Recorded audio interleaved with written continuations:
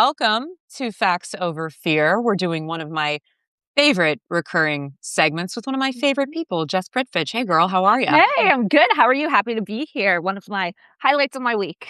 Oh, that's so sad. I know, truly. Not hanging out with you, but talking about these topics, I know, is kind Exactly. It's like we're about to dive into the news cycle from hell, and this is Jess's highlight of the week. All right.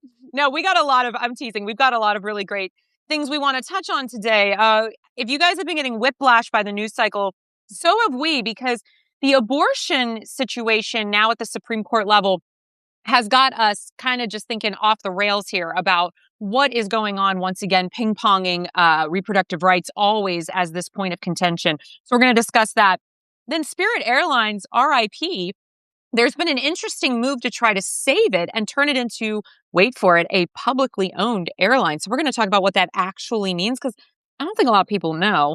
And then, I mean, come on, guys, the Met Gala was last night. No, we're not going to do a fashion breakdown. If you wanted that, you should have heard me and my mom in my sweatpants and her sweatpants last night railing. But what we are going to talk about is what was happening outside the gala that involved some protesters and a fashion show. And then we're going to round things out with, I don't know if you guys watch the station. It's a little known channel called Bravo.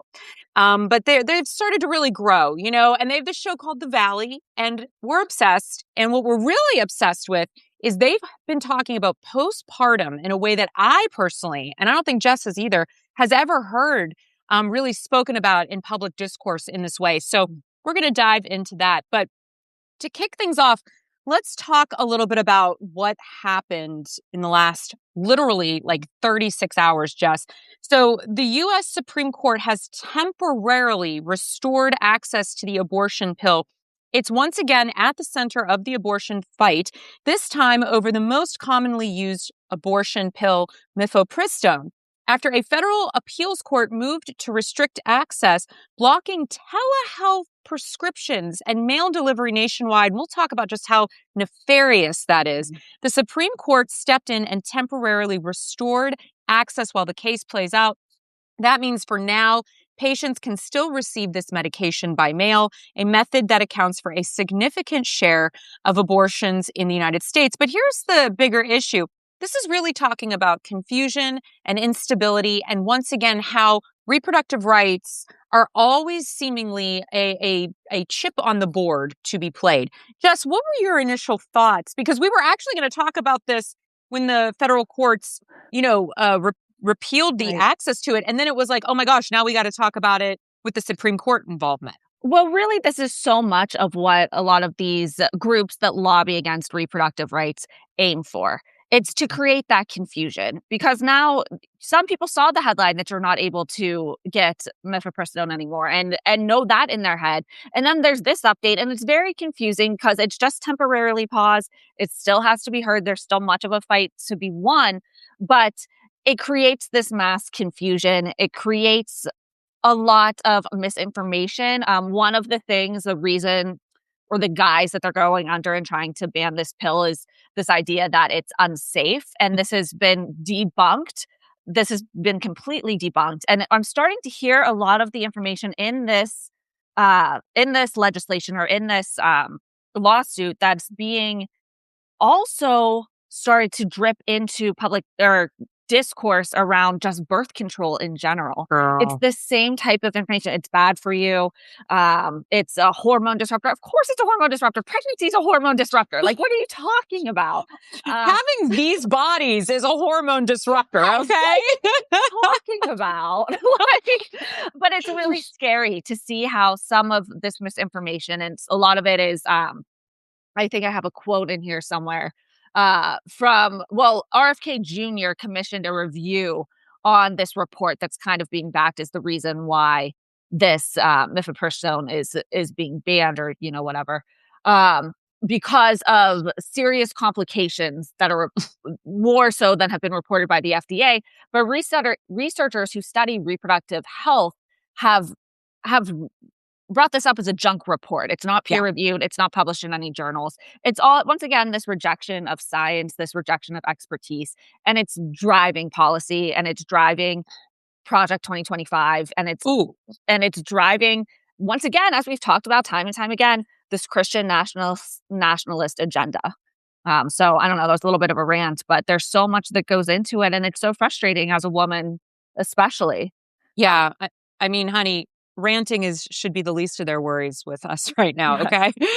Like when do we take to the streets? Because I also just wanted to add, mifepristone has other uses other than medical abortion.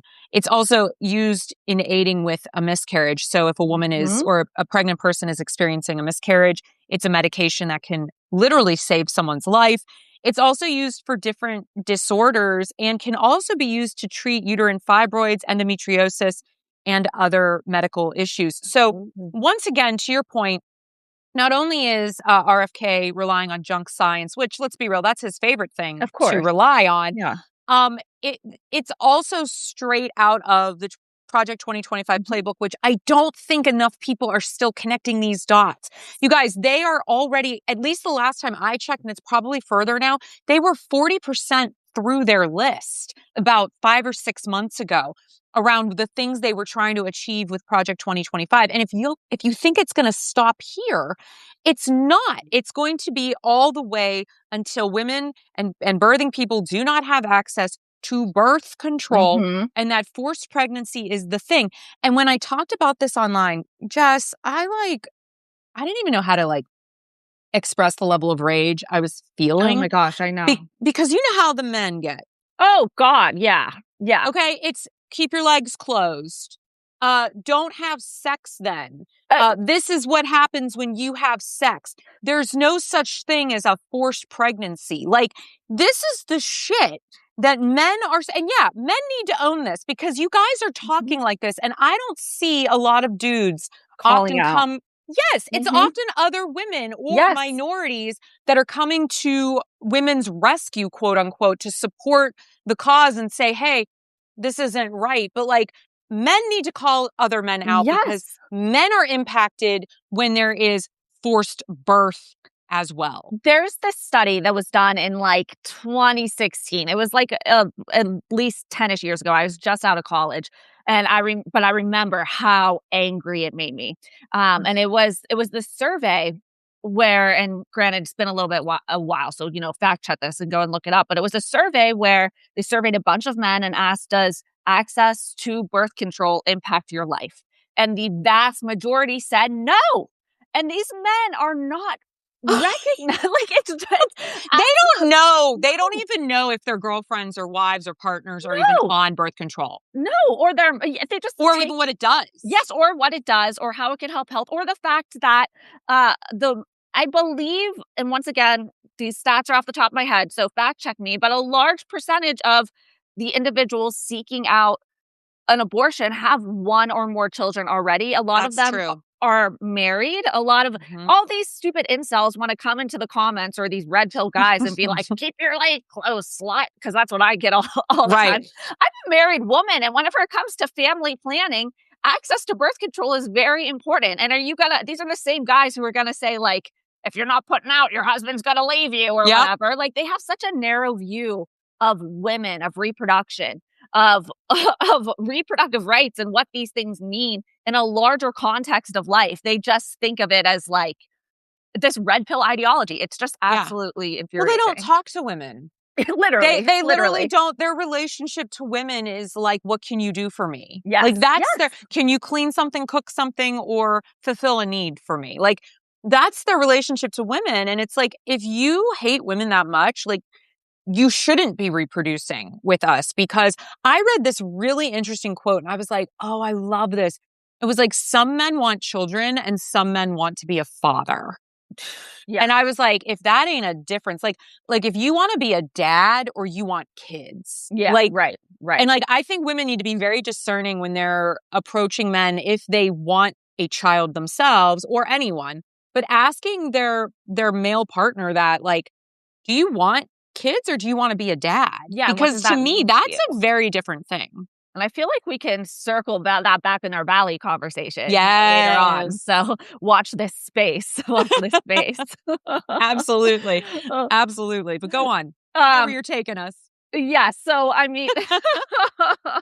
Your segueing is getting really good, you guys. Thank you. It is. I'm here for it. Before we fly over to the valley, it might be a little bit harder to get there because Spirit Airlines just collapsed, and within hours, the internet has tried to buy it back. A Mhm. TikTok creator has launched a crowdsourced plan to purchase the airline and somehow has pulled in nearly $23 million in pledges from more than 36,000 people. Before the website, it literally crashed because of the Mhm. traffic. Mhm. What started as a joke quickly turned into something else, a viral experiment, and whether regular people could collectively take ownership of a major company.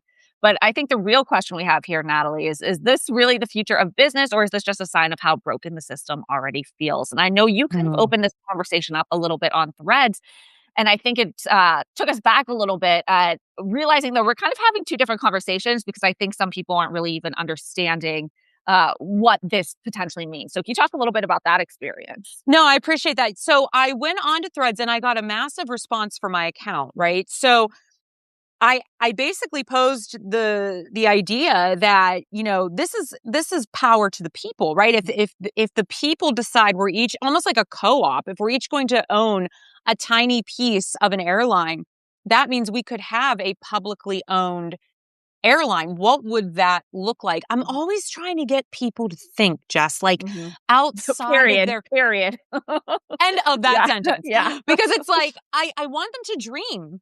We are Yeah. Right. so stuck, to your point, in this capitalist hellscape.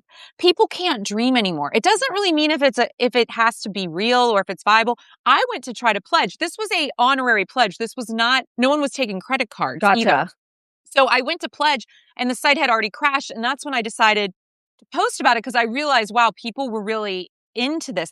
But the comments I got from people, like people were re-quoting me and then saying like, she's an idiot. Like, why would you want to bail out a billionaire? Like, and I'm like, you guys, I'm not talking about let's give the CEO and the company the money to save themselves because we've already done that. That was called our tax dollars bailing out the airline Mhm. industry. We've done that several times. Okay. What I'm talking about is collectively buying the airline from these people, from Yeah. one vested interest to another. And this idea of what does that sort of bring to your mind, right? Because other countries have publicly owned transportation. Other countries have government owned airlines, and Mhm. their airlines are way more regulated and the pricing is way better structured and lower Oh, pricing, interesting. especially in Europe, right? Right. But here it's a free for all. And Yeah. we know that from experience. And so I think for me, the larger question I was trying to answer was what would that collective experience look like? But what the Right. internet shared back was not only are they not ready for that conversation, but that, to me, to your point, is the symptom of the broken system. It's Mhm. so broken. We now have Stockholm syndrome as a nation, and our captor is capitalism. And I just Yes. find that really fascinating. And it is just this it's kind of like this nationalism too, this idea that you've been pretty much fed since grade school that America is the best country in the world. Mm, Everywhere else has it worse, blah, blah, blah. Capitalism is the only way. If you dare complain, it says, well, just move and see how much better it is. Well, a lot of people have, and a lot of people have said, I enjoy this healthcare and this affordable flight. mhm. But I'll come visit on this yeah, $80 flight back to the United States from France. Yeah. yeah, but so much so we're so, like, married to the system of capitalism and so, like you said, Stockholm syndrome, like, brainwashed, that even the suggestion that there might be another way, it's like, there's no like, no, like, you won't even entertain the thought, and I think that's so concerning, like, I think I always whenever I get offline, honestly, some of this happening online, but sometimes offline, and I realize how much like, we really gotta go back to 101 in some of these Mhm. conversations and unlearning some of these things that we've been taught and everything like that. And I think because we're reaching such a point in the affordability crisis, Mhm. Mhm. hopefully the one positive that might be able to come out of this is we start to break down some of these systems. We start to turn away from these billionaires, but I still think we have a long way to go in terms of, yeah, the larger collective. You can't do it if you can't speak it. You can't speak it if you can't think it. And they're not even letting themselves think it. And we have a few comments from Commander Cool, who seems to really be loving our show today. We thank you. They said that capitalism is dead, no more labor once the AI humanoids take over in 5 to 10 years max. It's interesting he brings that up because China has already said they just settled a lawsuit that a worker just brought to a large appeals court that basically stated you cannot use robots or AI to replace human labor. And that's a huge deal. So the fact that China is starting to regulate AI in a way that the United States is refusing to is really fascinating. And I think it goes back to we've got to detach ourselves from this idea that one, billionaires are the answer to any problem.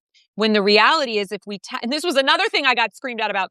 I basically said, and this is a good bad segue to our next topic because I was talking about the Met last night, and I basically said, if we taxed billionaires out of existence, we could fund the arts in perpetuity. And people were like, what happens when the billionaire money runs out? And it's like, do you understand how money works? Do you understand what $1 billion is? Do you understand what $1 billion is? No. And also, do you understand that what I'm talking about is raising the corporate tax rate to the point that if you owned stock in your own company, there would be a threshold like you would never be able to get above because you're paying that much more back into the tax base. Right. See, once again, you are completely much closer to being homeless than you are to being a billionaire. And that's okay because not many of us are ever going to even make $1 million, let alone a million, let alone a billion. Something that people don't understand is like the difference between $1 million and $1 billion is basically $1 billion. Like it's such an astronomical number that people are not even like the numbers are not interchangeable. The concept of a billionaire is something that you cannot even our brains are not wired to wrap around that type of number. That's right. And once these billionaires start getting involved in the things that make us human, it takes a lot of the fun out of them. And I think that kind of transitions into look at you. God. Our next topic. She's on fire tonight, you guys. I'm just so impressed. It's chef's kiss. And she's right, because we maybe watched or didn't watch the Met Gala last night. It is supposed to be fashion's biggest night, but this year it really turned into something else. A protest targeting one of the co-chairs of the Met Gala, Jeff Bezos, who, as we know, is the founder of Amazon, disrupted the red carpet. One demonstrator was arrested after breaching security as activists called out wealth inequity and corporate power. So while celebrities were posing for photos right on the outskirts of the outside of the building, the message was very loud, what was going on outside. And the message really is, tax the rich, and what is this night really for? And Jess, before I get your thoughts, I want to show you a few, or share with you a few little statistics. Yes, please. So everybody was talking about the Met Gala. Oh, it's a fundraiser. It's a fundraiser. Okay. It raised $42 million last night. Apparently, from what I read, and people, you can fact check me, I believe Jeff Bezos makes that back in a few hours. No, literally. Literally. So it raised $42 million as a fundraiser that the co-chair could have written a check for and never had the event to begin with. That's the first thing. The second thing is the Met has a total net assets of approximately $5.6 billion to $6 billion, according to Forbes, which includes an endowment fund valued around $3.3 billion to $3.6 billion. And this actually is omitted. The building, the iconic Fifth Avenue building, is omitted from those assets. So that's not even included in what we're talking about here. So we're talking about a fundraiser where the co-chair could have replenished that in a matter of hours, and also a fundraiser for an organization sitting on billions of dollars. So it's hard to understand why anyone showed up at all last night. What did you think about that and about the protest that was staged outside where people got arrested? I mean, I think the Met has always it's been elitism, but I saw that it's now being dubbed not the Met Gala, but the Tech Gala. Oh, that's her. That sucks. Good. I know. I was like, that was a good take, but it sucks for them. Mm-hmm.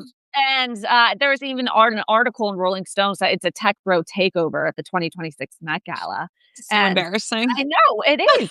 And I think that people, like we said, are starting to at least on my algorithm, and I don't know, like I said, maybe this is contradicting what I was saying earlier about the conversation around Spirit Airlines, but people are getting sick of seeing these tech bros take over in every space and just like make it devoid of anything that is truly art. And I think just like the hypocrisy of it all, of like these tech bros come and like, what is this? Is this like The Sims for them? Like they just like are cosplaying life. Like, let me cosplay what it looks like to be the chair of a gala where I could just fund the entire thing. Like it just, it's just like the opulence of it doesn't hit the same for people whenever the Amazon itself is not paying people a living wage, is committing awful acts of against labor rights. And whenever people are struggling to afford their just like day-to-day lives, it just does not feel like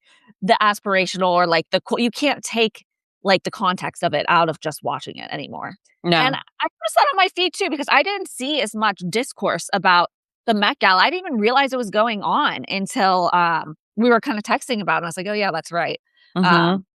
And like I had to like Google some of the looks too, and usually it takes over the feed. So I don't know. I found that interesting. I think people, to your point, are really burned out on what's going on. They can't like afford anything. And so this idea that we're going to celebrate, fashion's biggest night, it's sad.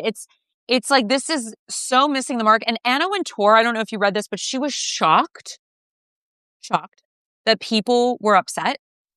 Like, what bubble is she living in that she is shocked that there was this much anger around Bezos and Lauren Sanchez becoming the co-chairs? And to me, fashion has always represented culture. It's always been political. Like it's always been political. It's always been a mirror reflecting back what we see. And the fact that she is in such a bubble, if that doesn't make you irrelevant in the fashion space, like I don't know what does. But what I really enjoyed was there was a backlash to this, and this was also happening outside of the gala. So ahead of the event, activists staged their own protest fashion show targeting Bezos, calling out wealth inequality and the labor behind Amazon's success, like you were saying. Because while Bezos reportedly poured, of course, millions and millions and millions into the gala, the critics were saying that the event was becoming less about fashion and more about just who can buy their way in. So outside, the message on the red carpet that they walked was very clear that this isn't about a fashion event anymore. This is about who holds power. And I love that people put together their own show. And yes, and cool. We just talked about that just a moment ago, that yes, somebody did get arrested and he is a critic of Amazon. I'm not sure if he's actually the labor chief, but I'll look into that, Jess, while you're talking. I just saw some clips of the protest, which was in like the style of like a red carpet and things like that. And it looks so much cooler. It was so much more visually appealing than what was actually going on inside the Met. And I also saw this quote from that Rolling Stone article, and this is a quote from Amy Odell, who was the journalist and author behind the Anna Wintour book, Anna, the biography. And she said, what used to be a closed-door networking event for fashion people is now a big box clout store for the richest people on the planet. And I just found that so cutting, and I found it so like, we see like when private equity, whenever these billionaires, whenever, these tech giants come in and they take over land, they take over businesses, they take over fashion and art. That's what it does. It becomes a big box clout store. It becomes devoid of all the things that made it what it was in the first place. And I think that's why people, like, you see it online, people are yearning for like nostalgia, even the idea of like a 2000s Tuscan kitchen or whatever, or like Halloween from the 90s. I always get those videos and stuff like that. Like, people are yearning for personality again, and that just it's not marketable in the eyes of these tech giants. So to have them being paired with art, it makes no sense. It's embarrassing. Like, they're embarrassing themselves. They're pathetic. They are pathetic. I mean, that's just it. And before we move on to our final topic, to answer Chris or Commander, sorry, I love everybody's names on here. Commander Cool. We know we're fun. Thank you. To answer your question though, Amazon Union founder Chris Smalls was reportedly the one arrested outside the gala. So there you go. Okay. So yes, Amazon Union founder Chris Smalls. And he allegedly jumped a barricade during a protest and was arrested. I mean, you know, they're probably not going to be able to hold him for much, but I do think the fact that somebody gets arrested protesting this display, like you said, Jess, of brazen inequity in the way that we are seeing it. I think a ticket was $100,000. I think tickets, when it very first started in the 60s or something, or 50s, it was like $50 or something. And then, I think that, what did they say? It's a 200,000% increase in ticket prices. I mean, if people aren't aware, we're living in the Gilded Age, everyone, but it's not fun. No. It's not fun. Yeah. Oh, Lord. That's why we turned to our reality TV to break up the noise. And speaking of, you'll like this segue too. This one's just for you. I also, whenever I saw the photo of Lauren Sanchez, I literally thought she was a Real Housewife of Rhode Island. Like, I literally thought that she was one of them. They're not going to want to claim her. I know, but no. In her Nordstrom Rack dress. Yes, exactly. No shade. I love Nordstrom Rack, you guys, but come on. Yeah, but which is a show which is on Bravo, which is also where they host The Valley. And Bravo's The Valley is getting attention for something reality TV rarely shows, honestly. And it's the postpartum period. Yes. From body image struggles and identity shifts to relationship strain and a lack of support, the cast is pulling back the curtain on what actually happens after the baby arrives. It's messy, it's raw, and for a lot of people, it's real. And I do think the discourse is, this is the first time we've seen these really raw and honest discussions, especially on reality TV.